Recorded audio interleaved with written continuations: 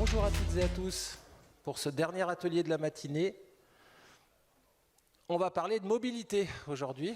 C'est vrai que tout le long des rencontres, l'année passée aussi, et je pense encore dans le futur, on va parler beaucoup de mobilité. Et ce qu'on voulait faire aujourd'hui dans cet atelier, eh bien, c'était donner la parole à des clients et surtout à des organismes qui ont décidé de prendre leur sujet à bras-le-corps et d'avoir simplement un discours sans phare pour se dire qu'est-ce qui fonctionne, pourquoi ils ont décidé de traiter de ce sujet effectivement à l'échelle de leur territoire, et puis quelles ont été les réussites, quels ont été aussi les points de complexité. Vous verrez, il y en a, et l'idée avec les intervenants, c'était de se dire on va vous partager sans phare un petit peu ce retour d'expérience. Juste une petite excuse pour Antoine, qui est directeur de l'association de Protect Our Winter, qui devait être là ce matin, qui ne sera pas là pour témoigner, donc il nous a fait une très courte vidéo. Voilà, le Covid sévit, donc il n'a pas pu venir, et on fera une petite vidéo là-dessus. Alors, pour vous présenter et animer l'atelier, je vous demande d'accueillir Christelle Ferrière, s'il vous plaît, la DGA de l'agence Savoie-Mont-Blanc. Tu peux t'asseoir là, si tu veux. Ainsi que monsieur Simon Wiguet, qui est le directeur de Verbier Tourisme en Suisse. Donc on a une table ronde internationale. Un peu montagnarde, certes, mais internationale. À côté de Christelle, si tu veux. Allez, on attaque. Du coup, la zapette. Avant de lancer un petit peu cet atelier, je voulais simplement vous refaire très brièvement un petit point de contexte, bien rappeler quelles étaient un petit peu les attentes, de quoi on parlait quand on parlait de mobilité. Je vais aller assez vite, vous n'allez pas apprendre forcément des choses, mais on a travaillé en fait avec Antidote sur cette innovation mondiale, et on a été audité par plusieurs cabinets qui sortent un petit peu des cabinets dont on a l'habitude et qu'on connaît dans le tourisme, et je trouvais c'est intéressant de remettre les choses dites par des personnes qui viennent d'autres secteurs, et de manière à ce que c'est aussi l'objectif des rencontres de Pau, quand vous retourniez vendredi ou lundi la semaine prochaine, chacun dans vos offices ou dans vos organismes de destination, vous ayez en fait un petit peu de matériel sur de la recherche un petit peu fondamentale, car rien ne vaut quand même mieux qu'une bonne théorie avant de bien mettre en pratique. Juste rappeler des choses basiques sur qu'est-ce qu'attendent en réalité. Donc c'était une étude qui a été menée relativement à l'échelle européenne. Qu'est-ce qu'attendent aujourd'hui les touristes quand ils voyagent? Alors on verra. Voyager rapidement, bien entendu. Voyager économiquement, c'est-à-dire le moins cher possible. Voyager écologiquement. Christelle va vous partager une étude qui a été faite avec Savoie-Mont-Blanc sur un petit peu justement l'envie qu'on a de consommer moins mais mieux, et la réalité de ce qui se passe dans les faits. Et puis bien sûr voyager en choisissant ses modes de transport préférés. Alors vous verrez, dans le transport, je découvre ça, moi je viens plutôt du côté organisme de destination avant, des offices de tourisme. On retrouve un petit peu dans le transport ce qu'on a connu dans les offices de tourisme il y a 10 ans. Je m'explique. Il y a 10 ans, vous aviez la mairie ou votre organisme de tutelle d'un côté qui traitait de l'attractivité des citoyens, et puis de l'autre côté, vous aviez l'office du tourisme qui était là, qui était gentil, qui faisait ses brochures ou ses événements, etc., à qui on donnait de la subvention et sur qui on voulait avoir le pouvoir. Bon, je suis volontairement provoque, mais vous connaissez ça par cœur. Qu'est-ce qui s'est passé il y a 10 ans? On s'est finalement dit, tiens, au niveau de l'attractivité, finalement, plutôt que d'opposer les gens à un endroit où ils feraient bon séjourner, ils feraient sans doute bon vivre, bon étudier ou bon investir, et c'est comme ça qu'on a réussi un petit peu à décloisonner l'attractivité. Ça va être tout un enjeu dans le transport aujourd'hui, où vous le verrez, il y a des logiques d'un côté où vous avez des touristes qui voyagent, et il n'y a pas de tourisme sans mobilité, et de l'autre côté, souvent des organismes de tutelle qui ont du mal à sortir d'une logique d'usager, c'est-à-dire au quotidien, qui utilisent les transports, par exemple, dans une agglomération. Or, l'enjeu de la mobilité aujourd'hui, c'est quoi? C'est plus de 50% en fait, en gros, d'un voyage, et 50% des émissions sont consommées par le transport. Et l'enjeu, c'est de se dire que dans un pays quand même qui est relativement bien fourni, même s'il y a encore des failles et des inégalités en transport par ailleurs, l'enjeu, c'est d'optimiser l'existant. Et c'est à ça servent aujourd'hui les outils qu'ont mis en place et que vont mettre en place l'agence Savoie-Mont-Blanc et Verbier Tourisme. Et pourquoi c'est un enjeu pour que les destinations s'emparent du sujet? C'est un enjeu pour vous différencier, en fait, tout simplement, pour pouvoir augmenter en fait la chaîne de valeur et votre proposition de valeur et faire en sorte de rendre un service qui permette aux clients de venir de n'importe quel endroit dans le monde vers votre destination, cumuler tous les moyens de transport et faciliter un petit peu les choses pour espérer à terme changer les comportements. Alors, c'est pour ça que j'ai dit on passera assez vite. Les critères qui sont très importants à prendre en compte quand on parle de mobilité, c'est bien entendu le temps réel.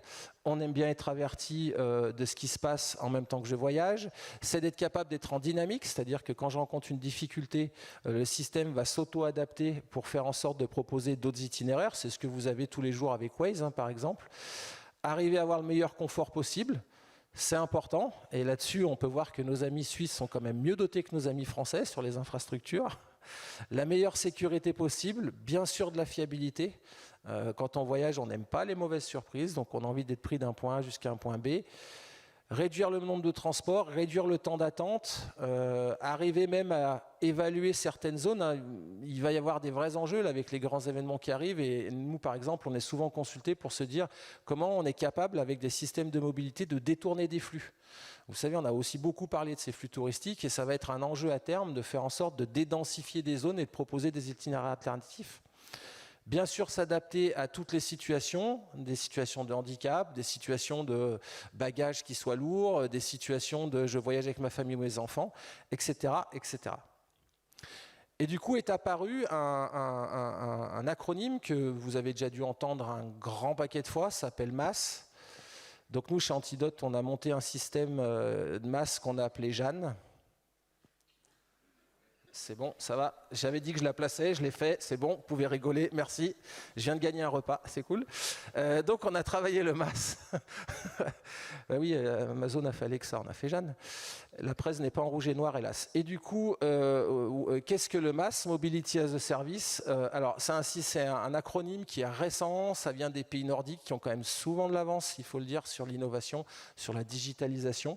L'idée, c'est en gros de se dire le plus simplement possible, à un seul endroit, à un seul même moment, j'ai la capacité de mouliner tout un tas d'hypothèses, et ça va de l'itinéraire jusqu'à la réservation, en réalité, et faire en sorte d'optimiser mon trajet sur une seule et une même plateforme. Et du coup, on avait travaillé pour se dire quels pourraient être ces fameux 10 commandements du MAS si on devait travailler et mettre en place un système. Notre conviction, c'est qu'il faut une plateforme unique, web, PWA, etc., whatever, mais en tout cas qu'elle soit bien adaptée sur le mobile, parce qu'en réalité, on voit que c'est 2/3 des usages. Qu'il faut un parcours qui soit complet, qu'il faut un paiement unique, ça nous paraît relativement essentiel aujourd'hui. C'est pas simplement faire de l'information, il y a des masques qui ne font que de l'information. Ça rend des vrais services, cela dit, mais l'idée c'est d'aller au bout du bout et faire en sorte que les clients puissent payer un seul panier, un seul compte, un seul paiement et avoir tous leurs billets.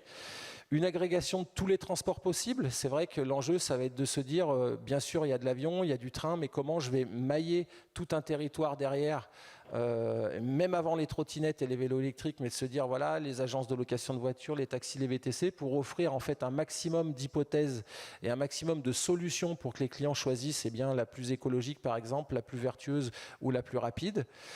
Et puis c'est là qu'apparaît la notion de mobility as a service, c'est-à-dire au-delà de la mobilité, on peut aller plus loin et de se dire c'est l'épine dorsale finalement du tourisme, puisqu'on est obligé de se déplacer, que ce soit pour un séjour ou que ce soit en excursion, et faire en sorte d'agréger tout un tas de services qui vont permettre d'augmenter en fait l'expérience du client.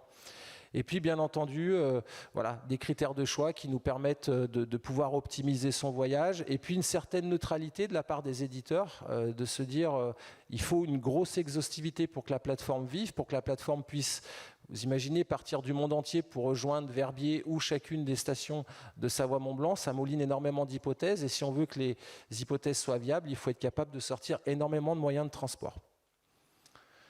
Donc, j'ai beaucoup parlé. Du coup, je vais laisser la parole à nos invités. C'était vraiment l'objectif de faire un vrai retour d'expérience.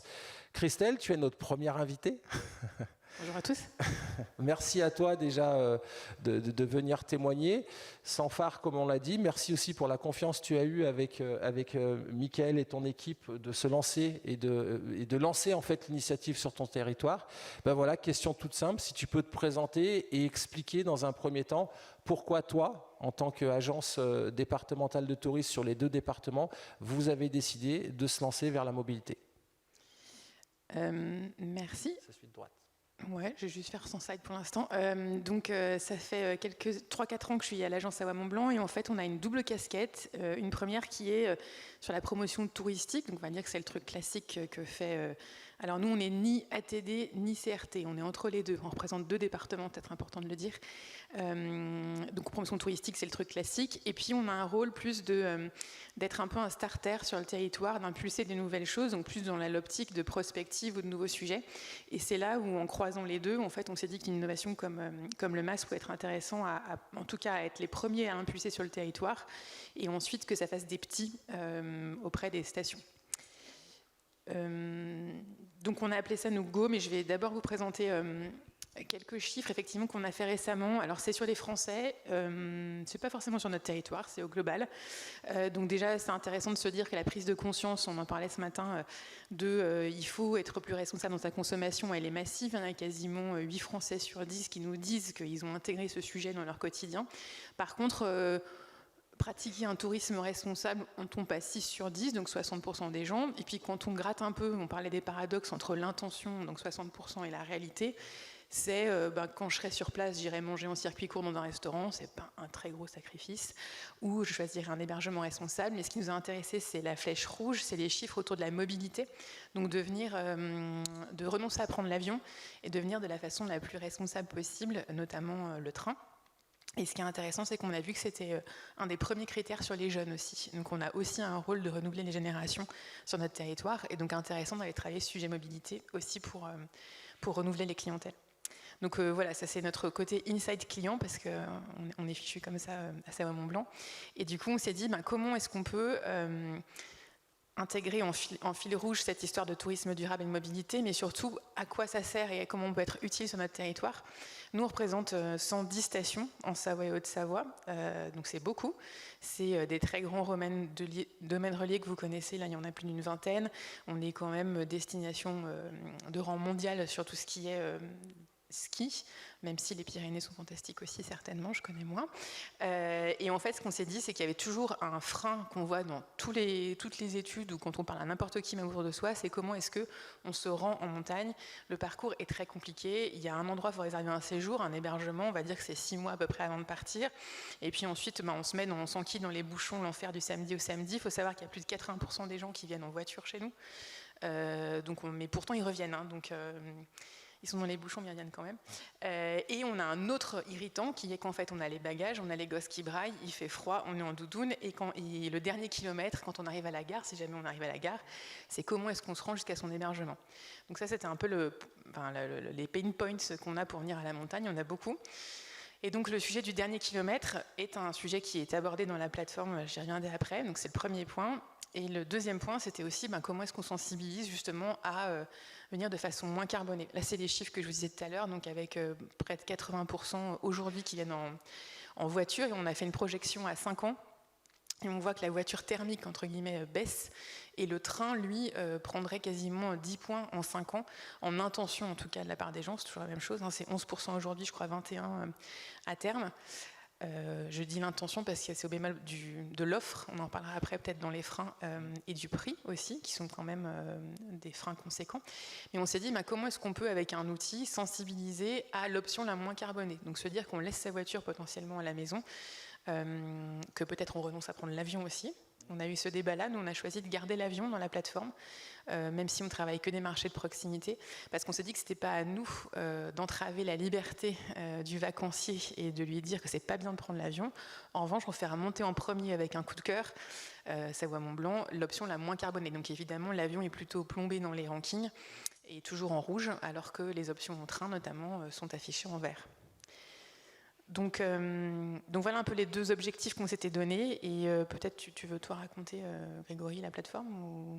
Ouais, et ben la plateforme, elle a pris donc le brief, on s'était vu en juin 2022 et il fallait que ce soit prêt en novembre 2022. Ouais, c'est ça. Et donc l'idée, ça a été de mettre en place ce premier MAS. Et ben je pense que si on lance après, ça va lancer la vidéo, petite démo que je peux vous commenter, qui est en live, puisque les MAS ont rebasculé la semaine dernière. Donc là, on va prendre 3 cas d'usage très simples. Donc on est sur la plateforme Go-Savoie-Mont-Blanc, on veut partir de Paris et aller à Tignes. Donc elle se présente toujours comme ça, possibilité de réserver chaque moyen de transport ou l'intitulé meilleur trajet. Donc là, on est vraiment en live, hein, c'est juste que je vous ai fait la vidéo pour que ce soit plus simple pour la manip. De toute façon, elle sera disponible, je pense, dans tout ce que vous pourrez télécharger.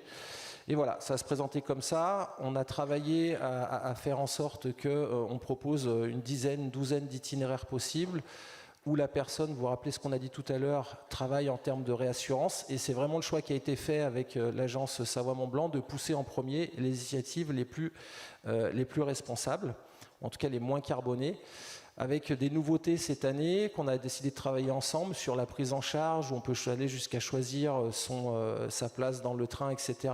Il y a tout un travail qu'avait demandé l'agence aussi Savoie-Mont-Blanc, c'est comment on est 100% digital mais aussi 100% humain. Quand il y a un problème en fait sur justement toute sa lésion de transport, comment on va être capable de prendre en charge les clients.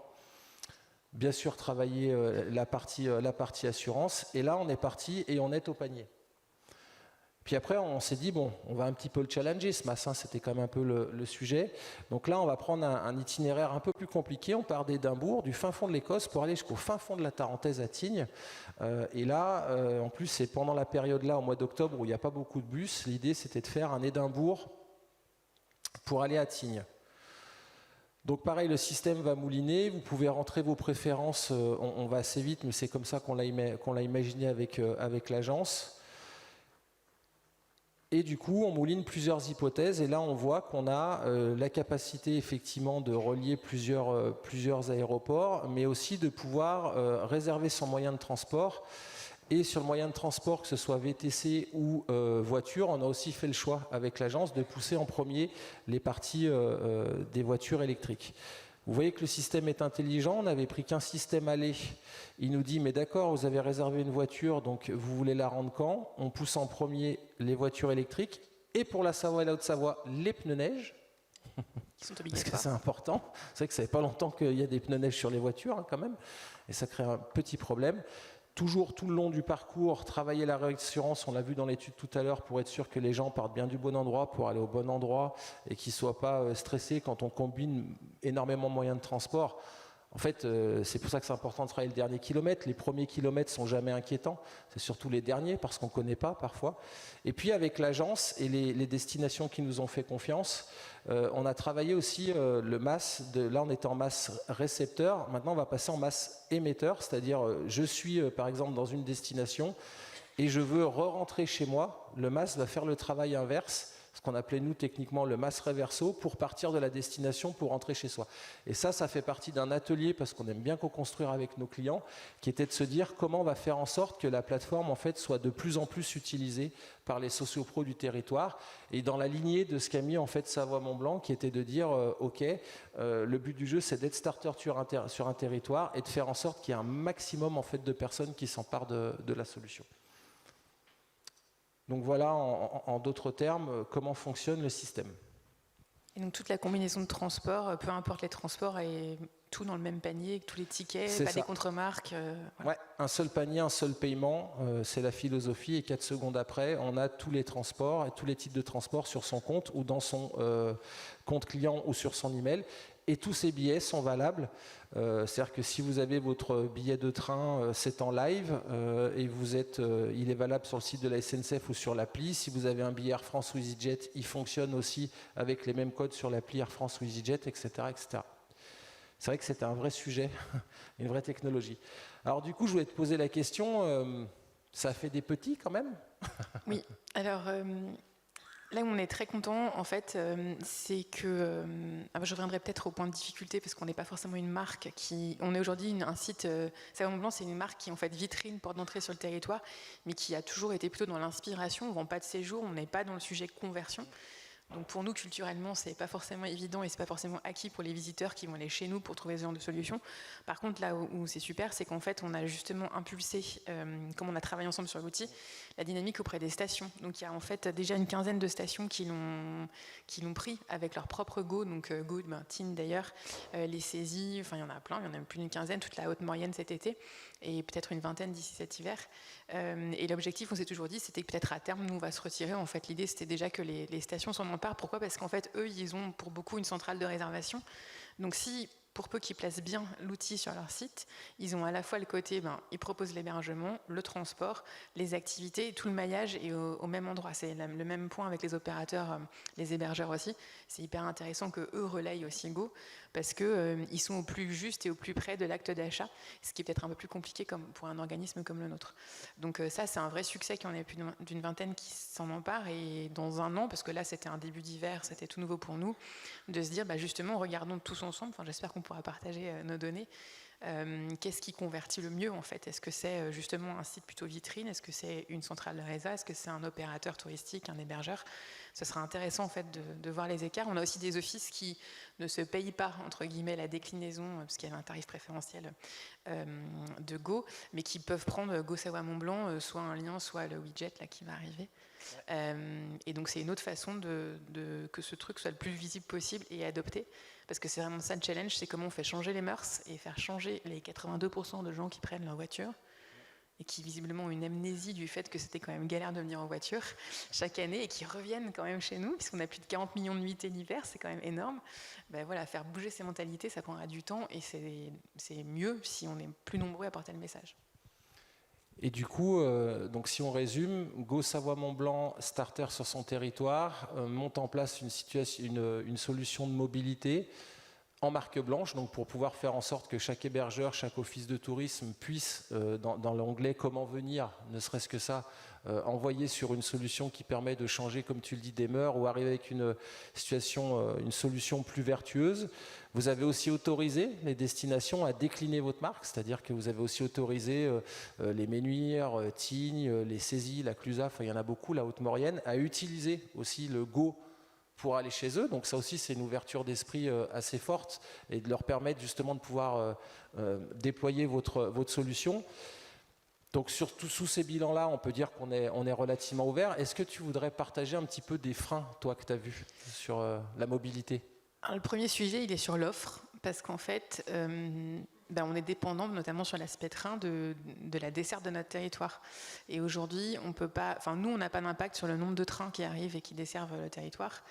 Ce qu'on a compris de la SNCF, c'est que si on veut rajouter des trains pour Bourg-Saint-Maurice, il faut enlever des Paris-Lyon. Or, le Paris-Lyon est certainement la ligne la plus rentable ever. Donc, on n'a pas d'impact là-dessus. Donc, nous, on a juste conçu l'outil de promotion de la mobilité décarbonée notamment, mais on est dépendant du volume de trains ou du volume de navettes derrière, puisqu'évidemment il y a les bus et les navettes qui vont en station, qui sont mis à disposition par les transporteurs. Et avec la SNCF, la petite cerise sur le gâteau, j'espère qu'il n'y a personne à la SNCF dans la salle, c'est que 3 mois avant qu'on a les plannings qui sont ouverts. Or, je disais, le ski notamment, c'est au moins 6 mois à l'avance pour les gros aficionados. Donc en fait, ça veut dire que 6 mois avant, ils ont réservé leur hébergement habituel, parce qu'en général, ils ne changent pas trop de station non plus. Mais il faut qu'ils pensent que peut-être 3 mois avant, ils vont se dire, je mets mon warning pour le train, et que du coup, nous, notre outil soit dans le radar aussi à un moment qui est détaché de l'acte d'achat du séjour. Donc ça, c'est un peu compliqué. Donc j'ai changé les mœurs, mais avec un planning qui, du fait de certains acteurs, est peut-être pas au bon moment. Donc ça, c'est un assez gros frein. Et puis après, un frein pour nous, c'est ce que j'ai dit tout à l'heure, c'est qu'on n'est pas une marque qui fait de la vente. On en a fait il y a très longtemps, mais pas sur des canaux digitaux. Et donc le savoir-faire du e-commerce et de campagne de visibilité, du coup Anne-Laure est affiliée, mais on a quelqu'un dans notre équipe qui est dédié là-dessus. Mais c'est des choses qu'on apprend en fait nous. Et donc on est en test and learn, on a essayé des choses pour pousser la solution cette année, certaines qui n'ont pas marché, d'autres qui ont marché. Au final, on va se réorienter sur plutôt des choses avec Google, du search, du display, qui sont assez justes pour retargeter des gens qui ont fait des recherches autour du train notamment, ou du transport, et du coup aller vraiment au plus fin pour les toucher. Donc c'est un apprentissage en fait aussi en tant que structure du e-commerce au passage en plus du MaaS, quoi. Ok, bah c'est très clair. De toute façon, on aura une session de questions-réponses à la fin. C'est important, c'est vraiment le but du jeu aussi que l'on partage. On reviendra avec Christelle à la fin, comme Antoine de Protecteur Winter n'est pas là, parce que c'est via une autre initiative de Savoie-Mont-Blanc aussi, via son fonds de dotation, qu'on a pu mettre en place un nouveau système de MaaS. Et on en reviendra, on vous présentera la dernière partie à deux finalement. Et ben, on donne la parole à nos amis suisses. Merci Christelle pour ton témoignage. Simon, du coup, avec son bel accent valaisan. Bonjour l'équipe. Pour ceux qui ont eu la chance de visiter le Valais, effectivement, je ne viens pas avec le pire accent valaisan, mais ça devrait être compréhensible quand même. Merci pour l'accueil en tout cas. Merci à toi. Et ben pareil, même question, tu diriges avec ton équipe aujourd'hui une très grande station, Verbier, station un petit peu de tous les superlatifs, station qui se positionne aussi pour être une destination à l'année et pas seulement qu'une station de ski. Vous êtes en train de faire un vrai shift. Vous avez une vraie logique de développement durable. Pourquoi avoir décidé de traiter finalement de la mobilité quand on a une station comme Verbier qui a été élue 2 années de suite meilleure station de ski du monde? Alors, il y a plein de raisons qui font que, mais je vais faire un petit peu l'article avant, si vous êtes d'accord. Je vais vous présenter un tout petit peu Verbier. Ouais. Et puis après, on viendra sur ces éléments-là, puisque on est plus proche des Pyrénées que des Alpes, donc j'imagine que peut-être tout le monde ne connaît pas Verbier. Comme vous le voyez et comme l'a dit tout à l'heure Greg, on va de plus en plus vers l'été. L'objectif pour nous, c'est de faire une destination 4 saisons. On a depuis une quinzaine d'années considérablement développé l'été, notamment via beaucoup d'événementiels. On a des gros événements durant tout l'été avec le plus conséquent qui est le Verbier Festival, qui est un festival de musique classique qui se déroule durant 2 semaines avec un gros budget. Donc on met beaucoup d'énergie, beaucoup de temps et beaucoup d'argent pour développer l'été, qui est beaucoup plus concurrencé que l'hiver. L'hiver, c'est un petit peu plus facile pour nous parce que on a la chance d'avoir un domaine qui est juste extraordinaire. Donc juste pour continuer, où est Verbier ? Pas loin de Chamonix, donc on est très proche de la frontière française. On est dans la vallée du Grand Saint-Bernard, avec la frontière avec l'Italie aussi. Et puis la provenance principale de notre clientèle via les transports publics, c'est principalement depuis Genève, un petit peu Milan aussi, ou de temps en temps Zurich. Et je parlais tout à l'heure du domaine des 4 vallées, donc c'est le plus grand domaine skiable entièrement en Suisse, qui compte environ 430 km de pistes. Et comme vous le voyez, Verbier sur la droite, c'est le domaine principal de ces 4 vallées. Et c'est un domaine qui monte jusqu'à 3300 mètres d'altitude, donc on n'a pas trop de problématiques pour l'instant liées à l'enneigement, bien qu'on a enneigé mécaniquement la quasi-totalité du domaine de manière à pouvoir assurer quand même un enneigement pour nos clients.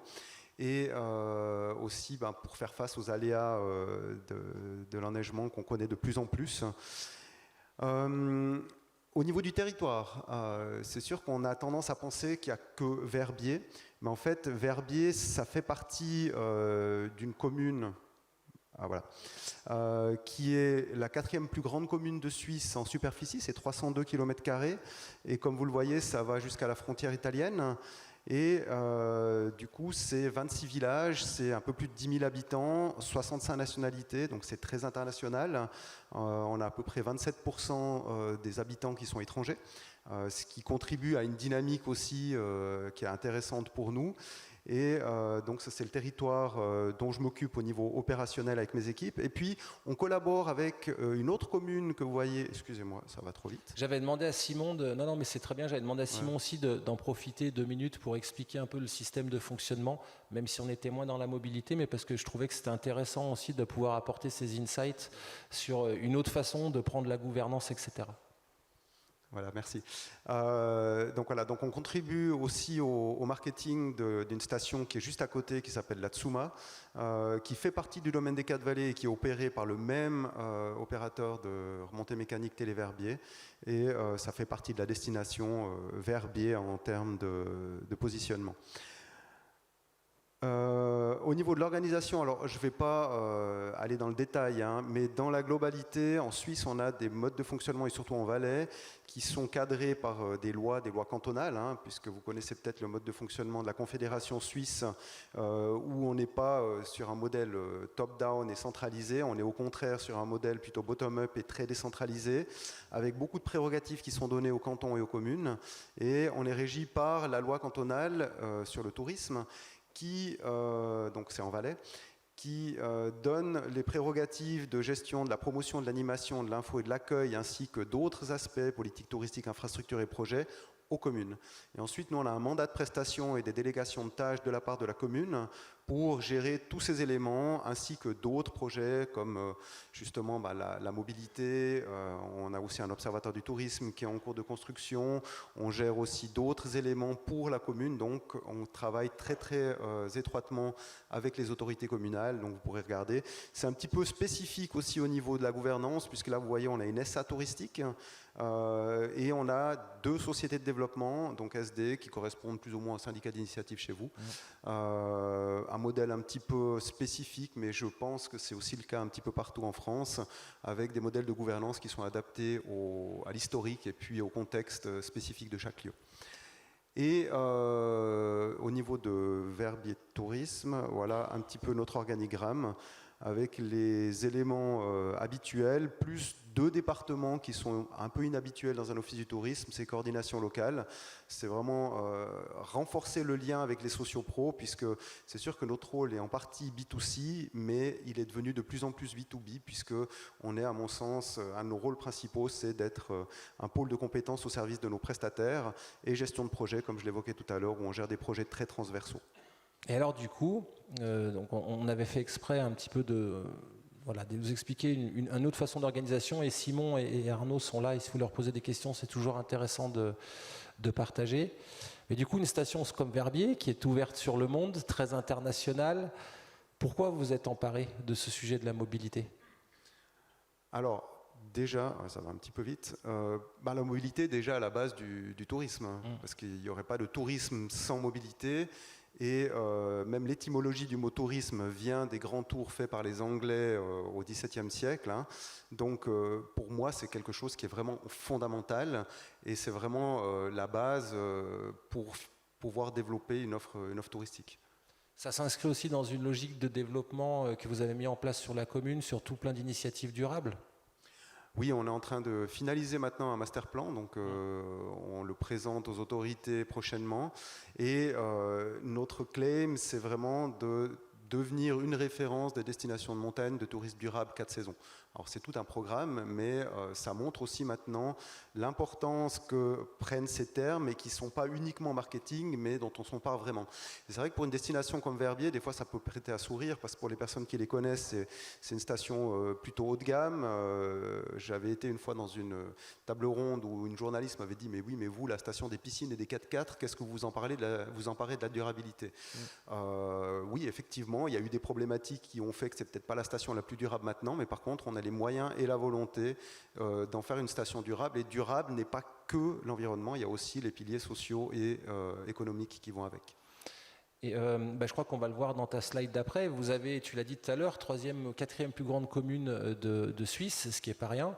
Et justement, vous avez un vrai enjeu, vous, de mobilité avant, vous avez un vrai enjeu pendant, et c'est là où on va voir, et c'est pour ça qu'on voulait insister sur la gouvernance, que finalement l'approche bottom-up est intéressante, parce qu'en Suisse, pour info, ça fait plus d'une dizaine d'années, quand on va sur le site de CFF, qui est le site des chemins de fer, en fait, où on peut réserver son train, qui est à l'heure, qui sent bon, etc., etc., et surtout sur lequel on peut aussi réserver plus de 250 entreprises de transport. Et c'est là où ça devient intéressant quand vous vous emparez du sujet, c'est de se dire que vous allez pouvoir vraiment travailler des innovations avec ce fameux dernier kilomètre qui vous est travaillé d'une façon un petit peu spéciale, et qui est un vrai sujet quand on regarde la géographie même de Verbier. Ouais, alors comme vous le voyez là, ça c'est la carte hivernale. Hein. En été, on a encore des transports publics qui montent jusqu'au barrage de Mauvoisin. Donc tout est relié, on peut passer d'un côté à l'autre de la montagne, on a autant du train que des télécabines, des bus et autres, et la mobilité est extrêmement importante, comme je l'évoquais tout à l'heure, non seulement pour les clients pour venir, mais également pour se déplacer au sein de la commune, parce que on souhaite développer autre chose que simplement Verbier. Verbier, c'est la station principale, hein, on a 35 000 lits, mais on a énormément d'autres choses à offrir qui nécessitent d'avoir une mobilité interne. Donc en été, on a une carte d'hôte qui offre la gratuité sur toute la mobilité intracommunale, qui est extrêmement appréciée et très utile pour développer les offres. Et comme vous le voyez là, on est relié justement aussi avec la gare de Martigny. Une des raisons pour lesquelles le côté mobilité est aussi important chez nous et qu'on peut développer des offres intéressantes, c'est qu'on possède déjà depuis les années 70 ce que vous appelez un ascenseur valléen, qui maintenant, depuis 2 ans, vient d'être intégré en transport régional voyageurs. La différence, c'est qu'auparavant, c'était opéré uniquement durant les périodes d'exploitation des remontées mécaniques, donc plusieurs mois par année, ça ne fonctionnait pas. Et maintenant, c'est en fonction tous les jours, de 5h15 le matin jusqu'à minuit moins quart. C'est relié au train qui est juste au pied des cabines que vous voyez là. Et on a aussi des trains qui viennent en direct, notamment de Genève. On a fait le Verbier Express, histoire d'inciter les clients à venir et à ne pas avoir à changer de train avec tous les ennuis que ça peut apporter de devoir trimballer tous les bagages, les skis et autres.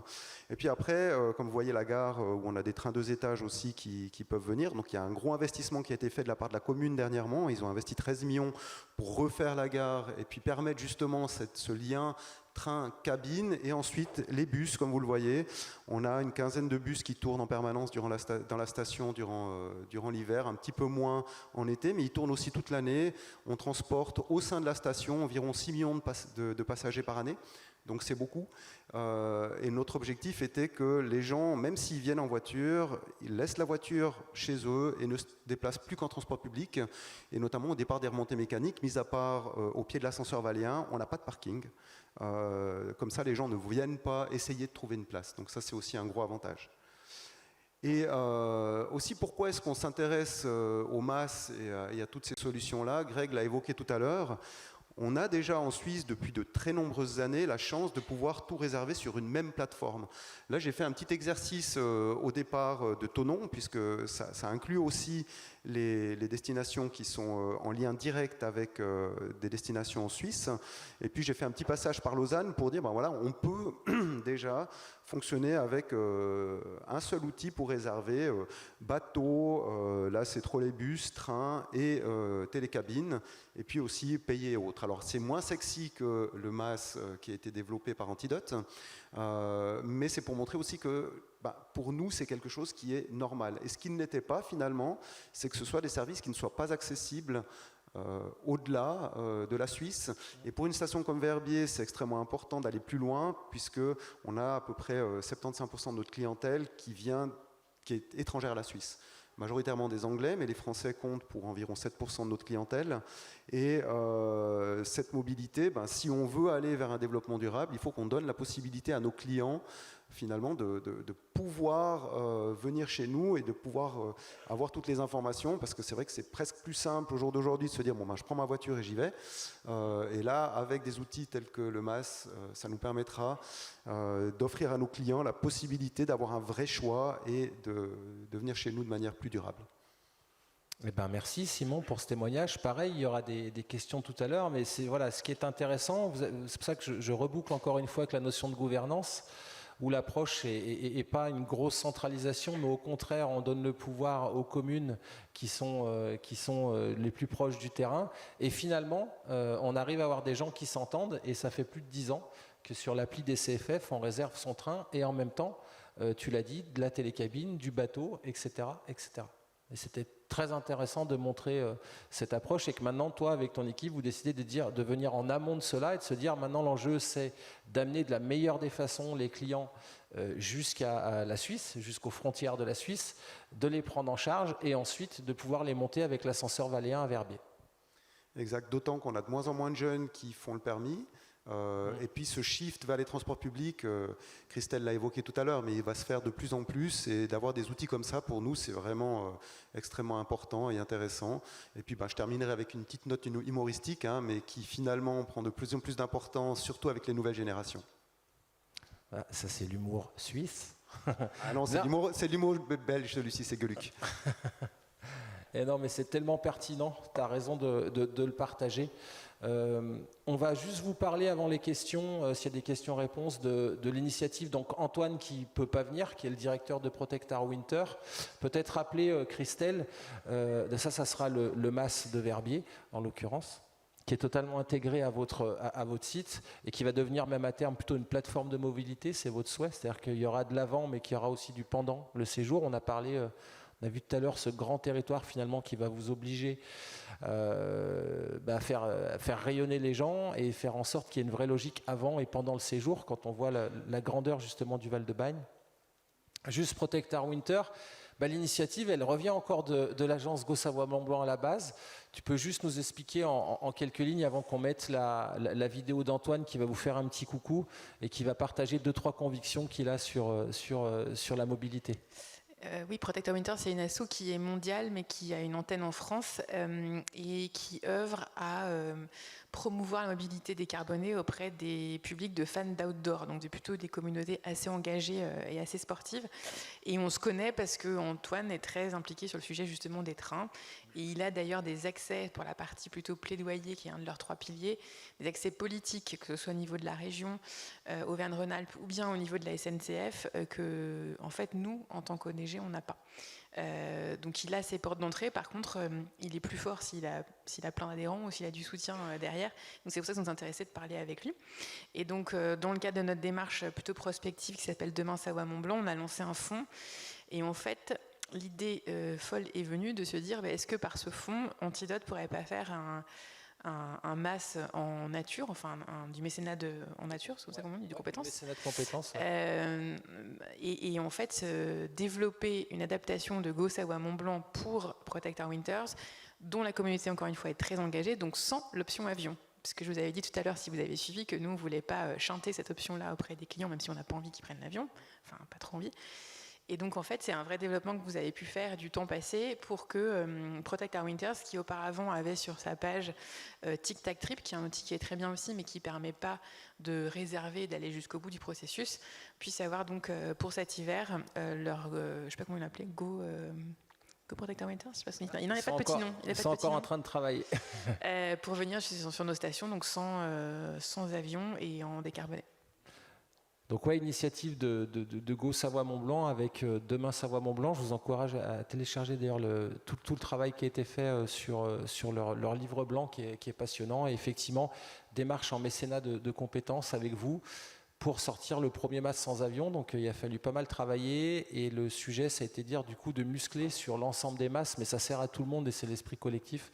L'ensemble aussi des trains, pas que sur la France, mais sur l'ensemble des destinations européennes, où en fait il y aura un maillage ferroviaire qui sera extrêmement puissant finalement sur le MAS. Et je vous mets juste 2 minutes de vidéo d'Antoine qui vous fait un coucou et qui va partager ses convictions, vous le verrez, assez fortes sur la mobilité. Bonjour à toutes et à tous, je suis Antoine Panin, directeur de Protect Our Winter France. Et laissez-moi vous présenter tout d'abord mes excuses de ne pas être présent à vos côtés aujourd'hui pour ces belles discussions sur la mobilité, l'accessibilité et les territoires de tourisme. Protect Our Winter France a fait de la décarbonation des transports un de ses combats principaux, notamment pour les chiffres qui vous ont été partagés certainement dans la discussion aujourd'hui, et parce que à l'échelle nationale, les transports et les émissions de gaz à effet de serre liées à ces derniers restent le premier poste d'émissions carbone. Dans ce combat-là, notre association s'engage sur 3 axes en particulier. Inspirer, outiller, plaidoyer. Inspirer, parce qu'il faut donner envie aux gens de changer de mode de transport, alors que ce n'est pas souvent présenté sous les meilleurs auspices. Outiller, et c'est ce qui nous amène aujourd'hui, puisqu'une fois qu'on a donné envie aux gens, il faut leur donner les moyens. Et c'est d'ailleurs pour ça que Protect Our Winter France, aux côtés, et grâce à Antidote et grâce au soutien de Demain Savoie-Mont-Blanc, peut mettre en place un outil qui va proposer donc des trajets combinés, décarbonés, sans avion, je le répète, à destination des territoires de pratique des sports hivernaux, notamment dans un premier temps, on espère plus par la suite, Mais, comme je disais, un troisième axe, c'est également plaidoyer, puisque, et c'est sur ce point-là que je me permets d'insister, n'étant pas parmi vous aujourd'hui, avec tous les efforts et les progrès technologiques, notamment portés par des entités comme Antidote et des solutions MAS, telles que nous l'ont présenté aujourd'hui, applicables au territoire, par exemple, que ce soit Mont-Blanc et Verbier. Au-delà de ces prouesses et avancées technologiques, la question des transports tombe sous deux axes principaux. Un, le fait que les gens prennent les transports qui sont à disposition, mais surtout deux, le fait qu'il y ait des transports à disposition. Et tout le travail que pourront faire des entités comme Antidote pour faciliter l'accès au transport à disposition par les usagers va aller dans le sens de massifier l'utilisation. Cependant, le constat actuel est que les solutions manquent. Le train est encore trop tôt présent, trop cher, pour des fréquences variables et souvent problématiques pour certaines pratiques, pour certains usages. Et c'est sur ce point-là que je peux vous inviter à tous et toutes quitter et continuer ces discussions-là, se rappeler que même avec les meilleurs outils technologiques comme ceux présentés notamment par Antidote aujourd'hui, tant que les autorités organisatrices du transport et les gouvernements plus généralement ne mettent pas l'accent sur donner les moyens aux Français d'avoir accès à ces solutions de transport en commun, notamment de solutions décarbonées en général, la solution et le problème sera malheureusement pas réglé. Je terminerai en vous disant que cette question de l'accès décarboné au territoire est centrale pour l'avenir du tourisme. Dans un futur où chaque gramme, chaque tonne de CO2 de nos modes de vie sera comptée, il faudra se poser la question de pourquoi les gens choisiront de venir chez nous si on ne leur permet pas de le faire par les moyens les plus respectueux, les moins impactants qui soient. En tout cas, merci à vous de participer à cette discussion-là. N'hésitez pas à venir nous suivre sur nos réseaux et j'espère à très vite. Merci, au revoir. Bon, je crois qu'il a... C'est dommage qu'on ne l'ait pas avec nous parce qu'Antoine, il rentre bien dedans comme il faut et il est surtout passionné. Mais voilà, je pense que ça explique un petit peu et ça donne le ton. Est-ce qu'il y a des questions par rapport à tout ce qui a été présenté? Parce que l'idée aussi, c'est de pouvoir échanger. Oui, monsieur. Je ne sais pas si on a un micro dans la salle. Vous voulez qu'on en mette un et j'envoie quelqu'un c'est possible? Ouais. Bonjour, Timothée, je suis de la société WIMAP. Pour les questions dans les micros, c'est enregistré. Ok, les questions dans les micros. Bouge pas. Bah, attends. Merci JB. Merci JB pour la transmission de micro. Merci. Vous m'entendez? Parfait. Bonjour, Timothée, la société WIMAP. Donc nous, on est les concurrents de Google Maps en France. Je commence avec des félicitations parce que c'est top. Je trouve que le produit que vous présentez, la démarche, elle est géniale. Du coup, je vais aller sur les questions pour l'amélioration, comment tout ça s'est venu. La première, c'est à un moment, il y a eu un projet porté par l'ESF, donc on va rester sur les sujets un peu montagne, qui s'appelait Mon séjour en montagne, qui avait un peu cette promesse justement de faciliter l'accès aux stations de ski sur tout le parcours utilisateur, hébergement, location de matériel, parce que vous parliez de la voiture, c'est aussi parce que les skis, c'est plus facile de les mettre sur le toit que de les porter dans le train. Cours ESF évidemment, et le transport. Est-ce qu'il y a un lien avec ça? Est-ce que ce projet a disparu? Mais du coup, c'est peut-être plus une question pour Savoie-Mont-Blanc que pour Antidote. Je peux faire une première réponse. C'est pas tout à fait la même chose. En fait, pour moi, alors je ne suis pas à l'ESF, je ne maîtrise pas tout à fait le sujet, mais pour moi, c'est une plateforme de contenu, en fait, plutôt à date, mon séjour en montagne, et effectivement la possibilité de réserver la partie transport, pas transport justement, hébergement et cours. Il y a des discussions entre nous pour qu'ils prennent Go Savoie-Mont-Blanc sur la plateforme de l'ESF. Le seul bémol, c'est que ça traite entre guillemets que un massif qui est Savoie-Haute-Savoie, et donc ils sont au niveau français, donc ils ont aussi d'autres massifs qui ne seraient pas intégrés. Donc je crois qu'il y avait des discussions avec vous pour un mass plus national, mais que c'est plus compliqué forcément. Oui, c'est pas le même tarif non plus, j'imagine, vu que le taf il a été fait pour Savoie-Mont-Blanc et pas toute la France. Oui, bah c'est exactement ça. Ce qui est intéressant dans la démarche qu'a mis Go Savoie-Mont-Blanc, c'est que en fait, ça aide aussi tous les tours opérateurs. Alors même si mon séjour en montagne, c'est plutôt une OTA, on va dire ça comme ça, une place de marché. Ce qui est intéressant, c'est que Savoie-Mont-Blanc a mis à disposition finalement des destinations, mais aussi quelque part des opérateurs privés, en fait, la possibilité derrière de pouvoir réserver en fait pour leurs clients à qui ils auraient simplement vendu de l'hébergement. Donc il y a totalement la possibilité pour n'importe quel privé, n'importe quel tour opérateur ou destination de rentrer en fait dans la démarche. Okay. et du coup j'en profite pour ma deuxième question et après je laisse la parole. Pourquoi avoir fait le choix du coup donc si j'ai bien compris, de développer une technologie masse en propre, je dis pas de bêtises si je dis ça, plutôt que de passer par des solutions qui peuvent exister comme Rome to Rio, qui ont cette même promesse à une échelle globale et qui éventuellement auraient pu être intégrées. Enfin, c'est une question assez naïve que je pose. Donc, Non, il n'y a pas de mauvaise question. J'ai pas dit qu'elle était mauvaise, j'ai dit qu'elle était naïve. Non, mais du coup, de se dire, vu qu'il y a des solutions existantes qui permettent ce résultat pour l'utilisateur, est-ce qu'il n'y avait pas un chemin plus simple que de développer quelque chose en propre? Alors, est-ce qu'il y a un intérêt à développer une technologie en propre pour... La question est pour moi ou pour Grégory? Moi, je peux faire une réponse très chauvine et savoyarde. Parce qu'on est savoyard. Non, en vrai, c'est aussi des rencontres, en fait. Très honnêtement, comme je disais, on n'est pas un organe, nous, de e-commerce à la base, et encore moins de transport. Et on s'est parlé du sujet, en fait. Et on se connaissait d'ancienne vie, accessoirement. Mais surtout, c'est une start-up savoyarde. Ils sont basés à Aix-les-Bains. Ils ont intégré les réseaux d'entreprises Savoie-Mont-Blanc Excellence, qui est là pour trousser des entreprises qui ont des valeurs RSE fortes et un attachement au local. Et donc, Cocorico, on a fait une version savoyarde et une exclusivité européenne technologique en plus. Et mondiale même. Voilà, mondiale même. Donc voilà, c'est vraiment, nous, c'est plus une histoire de rencontre, de produit qui nous a séduit quand on l'a vu, et puis de donner un coup de pouce à un acteur local. Non, mais je vais compléter la réponse de Christelle sur le MaaS. Aujourd'hui, de toute façon, quand on est une plateforme, on est condamné à parler avec le plus de monde possible, en fait, en réalité. Si on veut arriver à avoir, on l'a vu tout à l'heure en intro, de l'exhaustivité, de la fiabilité, différentes options. En fait, on a 700 flux au quotidien qui sont connectés au MaaS. Et pourquoi on a développé notre solution? C'est que Rome to Rio est une super solution, mais ne va pas à la vente. Tout simplement.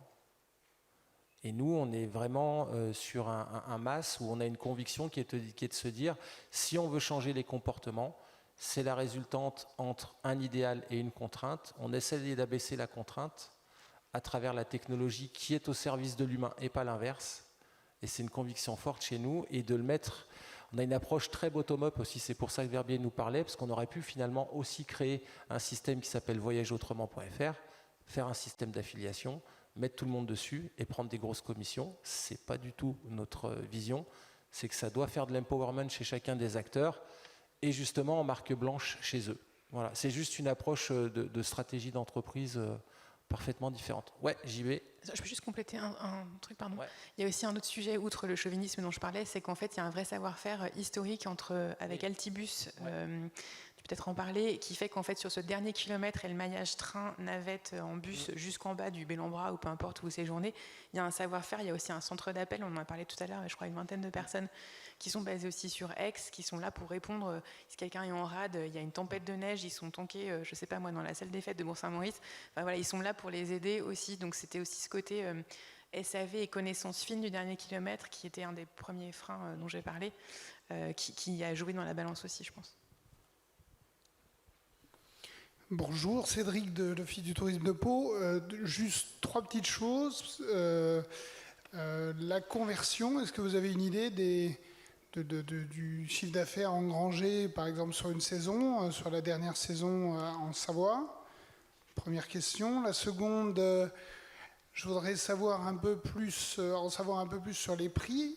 Vous amalgamez évidemment tout type de transport. Quel prix vous amalgamez? Parce qu'évidemment, quand on parle d'aérien, quand on parle de ferroviaire, il y a des tonnes de propositions différentes. Et quelles sont-elles?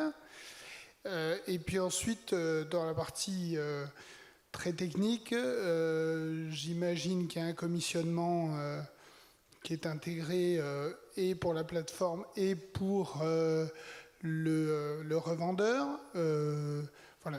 Est-ce que c'est le cas, oui ou non, pas de montant, évidemment. Moi, je vais répondre aux deux dernières. Et moi, je fais répondre à la première. Voilà, c'est ce que j'allais te proposer. Alors, nous, sur l'hiver dernier, donc encore une fois, phase de lancement, on a eu à peu près 20 000 visites en fait, sur le MaaS. 40 000 si on cumule tous les MaaS de stations qui sont les déclinaisons de Go sur le territoire. Et en termes de chiffre d'affaires, on est sur le nôtre, je crois, autour de 12 000 euros. Et surtout, ce qui est intéressant, c'est que même si ça ne va pas jusqu'au bout, on a quand même des gens qui restent assez longtemps, en fait, et qui voient pas mal de pages. Donc certainement que cette histoire de choix décarboné les fait gamberger aussi. Et ça, c'est un des axes de progression, effectivement, c'est comment est-ce que nos actions de visibilité dont je parlais de e-commerce sont les plus fines possibles pour que la conversion soit meilleure. Et l'attente dont je parlais aussi, de se dire est-ce que la conversion elle est plus forte et le trafic plus fort selon les configurations Go Savoie Mont Blanc, Go X en marque blanche et les hébergeurs ou les opérateurs touristiques. Notamment, Anne-Laure me disait que ce qui avait cartonné apparemment, c'est un des hébergeurs qui, en fait, une fois qu'il avait réservé un hébergement, enfin un vacancier, poussait en bas de mail en fait un lien vers Go Savoie Mont Blanc pour inciter à la réservation de transport, et que là la conversion a été super bonne. Donc c'est vraiment tester plein de choses et voir ce qui marche le mieux au-delà des chiffres eux-mêmes. Et puis pour nous, ce qui est important, c'est aussi les chiffres d'une vingtaine de stations qui s'en emparent et qui s'emparent du sujet. Je te laisse les patates chaudes plus techniques et commission. Non, mais c'est pas des patates chaudes, et puis c'est très bien. Enfin, l'objectif qu'on s'était mis sur Go Savoie Mont Blanc, c'était que ça fasse des bébés en fait, et que moi j'ai bien aimé l'approche au-delà du business en fait, qui était de dire j'équipe mon territoire et mes professionnels avec de vraies solutions. Sur votre première question qui était sur les prix, en fait c'est assez simple. Si je prends l'exemple clair de la SNCF, on est connecté sur le même logiciel qui s'appelle Perro, qui est le logiciel de la SNCF, c'est sur le même endroit où est connecté SNCF Connect. Donc quand on présente en fait des prix, alors ce qui est dur et ce qui était techniquement dur à résoudre, c'est quand vous agglomérez du train plus de l'avion, etc. Alors vous avez vu qu'il y a le premier prix en fait qui s'affiche, où là il y a tout un travail qui a été fait au niveau des algorithmes, et ça c'est notre fondateur que vous pouvez voir sur le stand d'Antidote, c'est son bébé à lui, les algorithmes, mais c'est tout un travail d'affinage qui a été fait multisource pour arriver à estimer en fait un premier prix avec un pourcentage d'erreur acceptable de plus ou moins 5%, parce qu'après tu te dis je vais peut-être finalement prendre la seconde classe ou après de la première classe. Donc ça c'est le sujet du premier prix. Et c'était important parce que quand le MAS, en fait, c'est un méta-agrégateur, vous lancez un Londres Verbier ou un, je sais pas moi, Tombouctou Aix-les-Bains, en fait, il mouline des milliers et des milliers d'hypothèses. Donc il y avait le travail de la vitesse aussi à pouvoir optimiser. Et quand on appelle sur le MAS les restitutions en fait d'une quinzaine à peu près, on s'est arrêté là, d'itinéraires, automatiquement on affiche ce qu'on a en temps réel, donc on est branché sur les billetteries. C'est le premier point, c'est-à-dire qu'on ne ressaisit pas à la main le soir ou c'est pas en voucher, vous êtes en live. Et derrière, du coup, il faut appeler la dispo et le prix. Et du coup, en fait, on revend au prix public, en fait, tout simplement. Et sur le business model, pour faire simple, l'idée c'est que c'est pas vraiment des commissions, c'est plutôt des frais techniques, puisque en gros, ça se répartit comme ça. Il y a 1% qui va chez Antidote, 1% généralement qui sert à payer le call center qui est basé à Chambéry et qui vous prend en charge, parce que sur les solutions, en fait, on forme des gens à répondre correctement et de manière favorable si les gens ont un problème pendant le voyage, avec un vrai humain qui décroche, et ça on y tient beaucoup. Et puis après, il y a 0,5% qui sont les assurances, les garanties, etc. Puisque nous sommes agence de voyage et nous vendons pour le compte d'eux, et c'est nos garanties à nous et nos responsabilités qui sont engagées. Et puis après, on en reverse aussi et surtout une partie au territoire, en effet. Voilà, sur le business. Bonjour, Mathieu Bruc de l'Office de tourisme de Clermont. Bonjour Grégory, bonjour à tous et merci pour cette présentation. J'avais effectivement écouté la réponse là, sur le paiement unique. Je faisais un peu la comparaison un peu provocante avec la place de marché, où je me disais que ça a été longtemps un peu un vœu pieux de pouvoir cumuler hébergement, activité, de faire un paiement unique. Et puis après, on s'est rendu compte avec l'usage que c'était finalement pas qui correspondait au comportement des internautes. Alors j'ose espérer que ça ne sera pas le même cas avec la mobilité et ce que vous proposez. Et c'est vrai que ça serait intéressant, peut-être l'année prochaine, de partager des résultats un petit peu sur les comportements de réservation. Ça, c'est une réflexion, c'est pas vraiment une question. Et la question que j'avais, c'était plus en fait, je pense que c'est intéressant de décorréler aussi les problématiques de cette station de ski des territoires plus ruraux, parce qu'effectivement les stations de ski, enfin de mon point de vue, sont plus des points d'atterrissage. En fait, une fois que le client est sur place, en fait, il a son hébergement, il va faire ses prestations de ski, etc. Les territoires plus ruraux, on est dans d'autres problématiques où à la fois on a cette dimension du porte-à-porte qui est effectivement importante, mais il y a la question du rayonnement aussi sur le territoire, qui est comment d'un point A sur un point B, un point C, sur le même territoire, en fait, je rayonne. Et effectivement, est-ce que les solutions que vous proposez, au-delà du porte-à-porte aussi, identifient ces solutions finalement de rayonnement dans un périmètre de destination et pas forcément une fois que je suis arrivé sur place, c'est bon. Voilà. Ouais, bah c'est l'idée, hein, c'est le next step. On est déjà en train de travailler là-dessus. Donc en fait, il y a deux mobilités finalement. Si je résume ta question, tu as la mobilité avant. Et effectivement, on s'aperçoit qu'il y a aussi des inégalités hein, sur le territoire. Forcément, les territoires plus ruraux sont parfois et souvent moins bien équipés. Pour autant, on a toujours des sorties en location de voitures ou en taxi VTC depuis les grands hubs, donc ça permet quand même de proposer des solutions. Après, il y a toujours aussi la possibilité de se connecter au réseau de bus, aux bus locaux.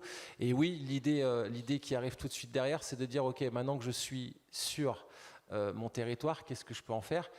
Là, on a parlé des stations de ski, mais on traite la problématique, vous verrez, un grand truc qui va sortir sans trahir de secret avec la métropole du Grand Paris, puisqu'on va s'occuper de la mobilité des 131 communes. Mais on va aussi avoir d'autres problématiques de pendant, justement, et à l'intérieur, qui pourra d'ailleurs rejoindre la logique finalement du citoyen qui veut redécouvrir les pépites autour de chez lui et lui donner la solution pour qu'il évite de prendre sa voiture. C'est quand même ça l'objectif d'Hermas, c'est de se dire, tu as un bus qui est financé par la collectivité, il a 50 places, il n'y a que 10 personnes dedans, autant l'optimiser en réalité d'un point de vue de l'usage. Et puis ça rejoint aussi une logique parfois excursionniste ou touristique, et c'est les steps qui arrivent après, c'est-à-dire qu'une fois que je suis sur le territoire, comment je me déplace finalement moins mais mieux, et comment je fais de l'empowerment pour se dire, une fois que j'ai mon billet de transport, qu'est-ce que je peux faire avec en réalité ? Et c'est ça en fait qui est intéressant. On a vu des régions qui commencent à bien envoyer sur le sujet, des territoires aussi. Donc oui, c'est dans le scope de ce qui arrive, pour répondre à ta question. Juste préciser sur l'aspect plutôt touristique ou excursionniste, nous on aimerait bien aussi on a commencé par les stations parce que c'est ce qui nous fait vivre touristiquement aussi, mais l'adaptation à l'été, on n'a pas trop eu le temps de le faire vraiment de façon très poussée cette année, mais notamment les bords de lacs en fait. On a 4 grands lacs, Annecy, Léman, Aiguebelette et Bourget. Typiquement travailler avec ces destinations, on a un collectif d'ailleurs, mais se dire la mobilité aussi, on va travailler de façon très fine et intégrer comme sur ton outil le bateau aussi, qui peut être une façon de venir sur le Léman notamment. C'est des pistes de réflexion pour la suite aussi, c'est comment on n'est pas, parce qu'on a un territoire hyper diversifié, hyper varié, et il y a aussi des coins de campagne aussi chez nous, mais comment est-ce qu'on arrive à les desservir aussi avec l'outil ? Je me permets juste un complément. Ouais. Je pense que ce genre d'outil va aussi aider à développer l'attractivité touristique des territoires qui sont un petit peu plus campagnards. On le voit notamment dans le Val-de-Bagne. On a cette grande station Verbier, mais ce qui nous intéresse, c'est vraiment de développer aussi tous les autres 25 villages qui sont dans la destination. Et ce qu'on a remarqué, c'est que si on donne la possibilité au client d'avoir l'information facilement et si on lui facilite, si on lui prémâche le travail, il va beaucoup plus facilement bouger. Alors plus en été qu'en hiver, effectivement, en hiver ils sont un petit peu plus sédentaires et puis l'offre est un petit peu moins développée aussi. Mais on compte beaucoup sur ce genre d'outils pour motiver les gens à bouger, à explorer et développer justement aussi d'autres lieux sans péjorer la mobilité via la voiture. Parce qu'on a de plus en plus de problématiques aussi d'overtourisme hein, et on essaie de pousser les gens à prendre les transports publics, mais encore faut-il que ce soit facilement utilisable et c'est aussi pour ça qu'on va dans cette direction-là. Eh bien c'est top. On vous remercie. On est dispo hein, encore si vous voulez approfondir les sujets, avec grand plaisir. Merci à Christelle pour ta confiance et tes équipes, encore une fois, parce que ce que vous avez fait, c'était énorme. Merci Simon aussi pour la confiance. Merci pour votre témoignage et d'avoir partagé un peu sans phare ce qui était bien, ce qui était des points d'amélioration. La parole à monsieur Ludovic Benito Dublanchet, qui, je le vois, depuis 20 secondes, est en train de s'impatienter pour me dire « laisse tout le monde aller manger ». On est bien, il est 12h35. Vous pouvez les applaudir. Merci à vous.